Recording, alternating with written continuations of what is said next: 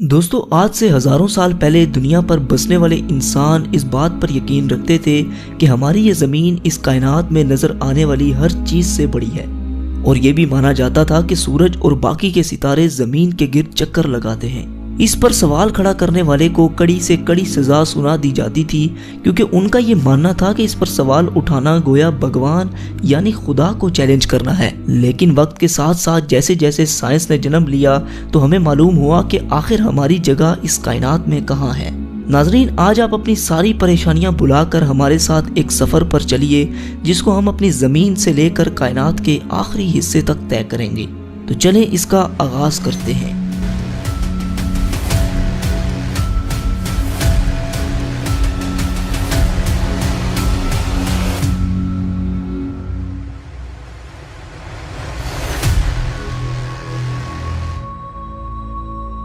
दोस्तों, अर्थ से करीबन 400 किलोमीटर ऊपर आने के बाद हमें कुछ ऐसा मंजर दिखाई देगा जहां पर इंटरनेशनल स्पेस स्टेशन अर्थ के गिर्द चक्कर लगा रहा है। ये इंसानों का स्पेस में बनाया गया सबसे बड़ा स्टेशन है, जिसे आपने कई हॉलीवुड मूवीज में भी देखा होगा। जमीन से आने वाले रॉकेट्स को स्पेस में अगर किसी इमरजेंसी का सामना करना पड़े तो ये इन्हें फ्यूल और बाकी चीजें प्रोवाइड करता है। आपको ये सुनकर हैरानी होगी कि इंटरनेशनल स्पेस स्टेशन करीबन 27,580 किलोमीटर फी घंटे की रफ्तार से जमीन के 24 घंटे में 16 चक्कर मुकम्मल कर लेता है। और अब हम लोग चांद पर पहुंच चुके हैं। चांद से आपको जमीन का नज़ारा कुछ ऐसा दिखाई देगा। चांद के सरफेस को देखकर ऐसा लगता है कि पिछले कई अरब सालों में इसने कई एस्ट्रॉइड्स की मार को झेला है। कहा जाता है कि आज से 4.5 अरब साल कबल हमारी जमीन से एक चांद जितना एस्ट्रॉइड टकराया था, और इस टक्कर से निकलने वाला मलबा आहिस्ता आहिस्ता जमा होकर हमारी चांद की शक्ल में आ गया।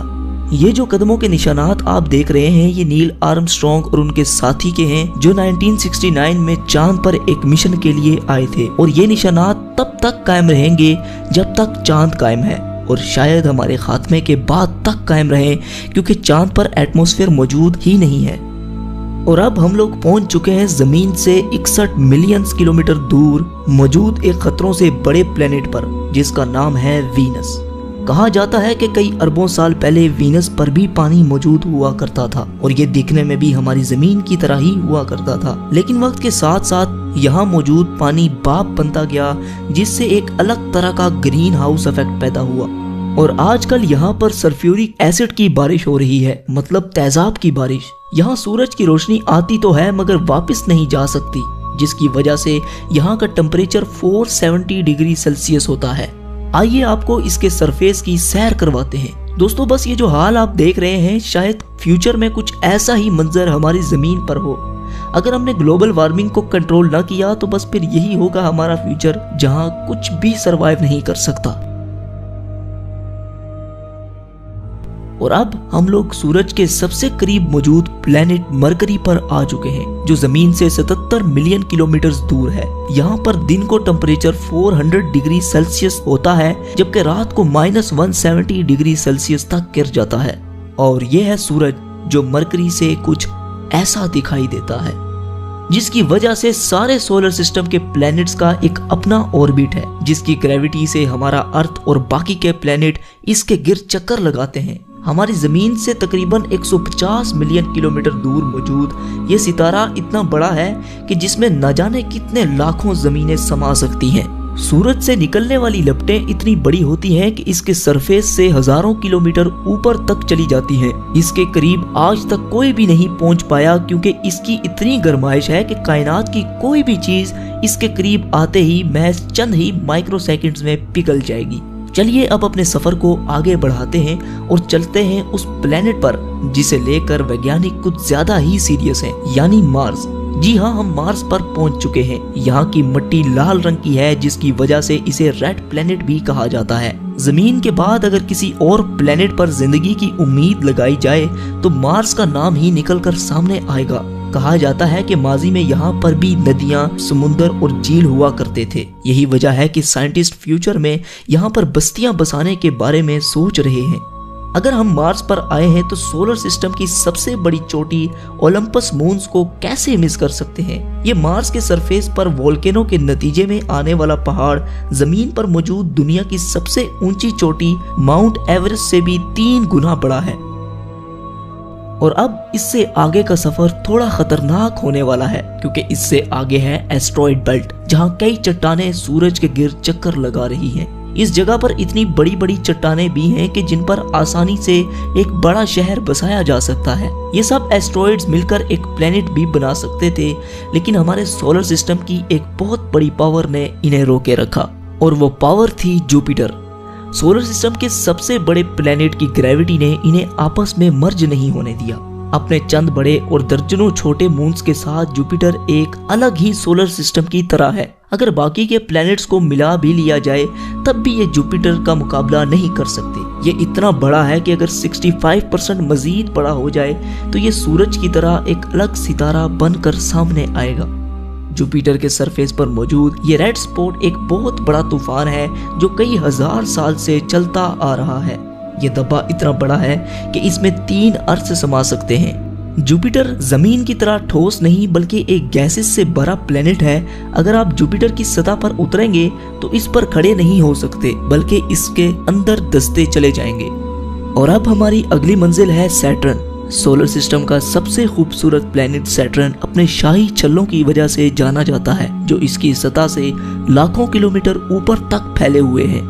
इस प्लेनेट को हमारे सोलर सिस्टम का ताज भी माना जाता है।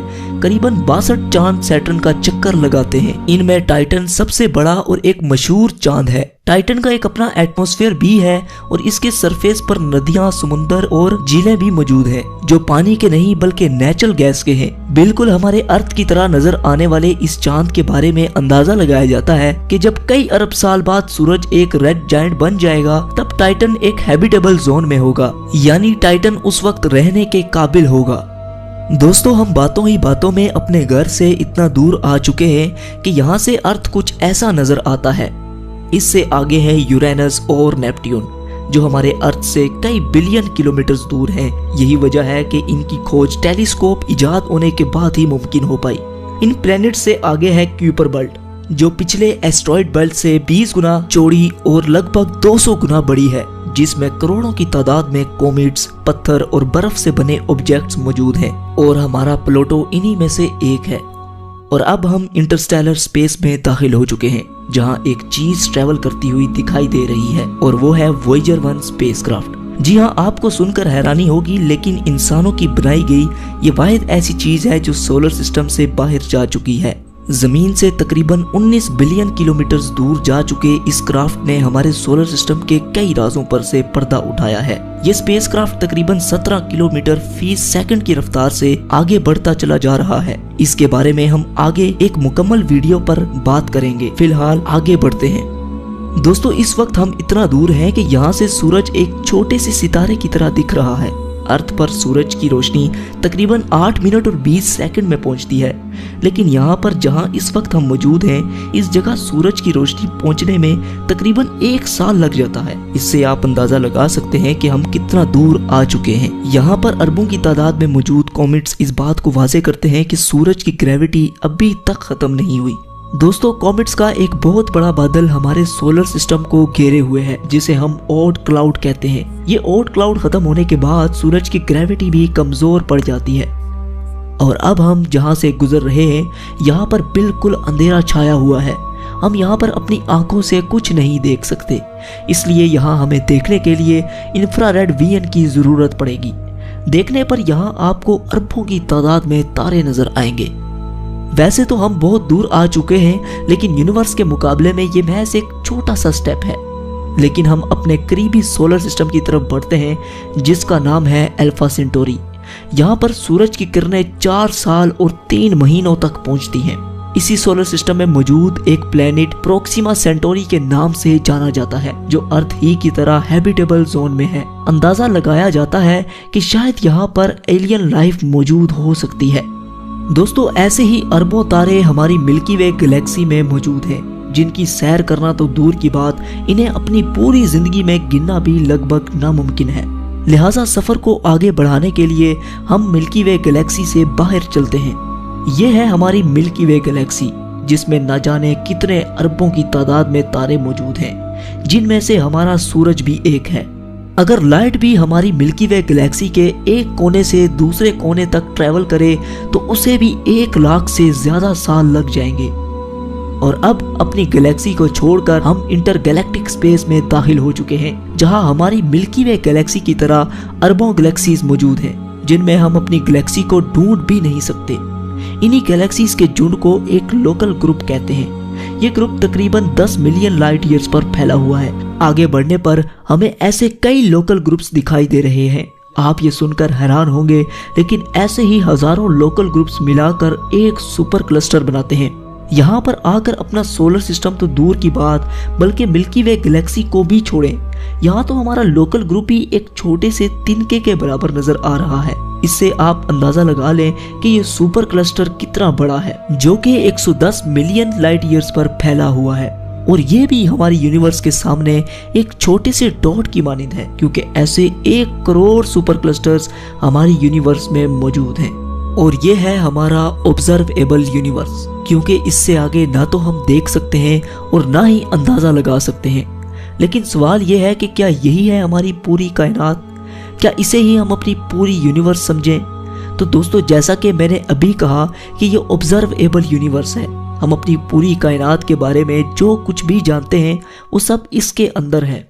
हो सकता है कि हमारी कायनात इससे भी बड़ी हो, लेकिन फिलहाल हम इतना ही जान पाए हैं। हमारी यूनिवर्स कितनी बड़ी है इसके बारे में हम कुछ भी नहीं जानते। दोस्तों, साइंसदानों का ये भी मानना है कि हमारी यूनिवर्स के अलावा कई और यूनिवर्स भी हो सकती हैं, जिनका हमें कोई अंदाजा नहीं। तो दोस्तों, आपका ये सफर कैसा रहा? हमें नीचे कमेंट सेक्शन में जरूर बताइएगा। जाने से पहले हमारे चैनल को सब्सक्राइब करके साथ मौजूद बेल के आइकन पर भी क्लिक कर दें। तो जब तक हमारी अगली वीडियो आती, तब तक के लिए आप अपना और अपने प्यारों का ख्याल रखिए। अल्लाह हाफिज।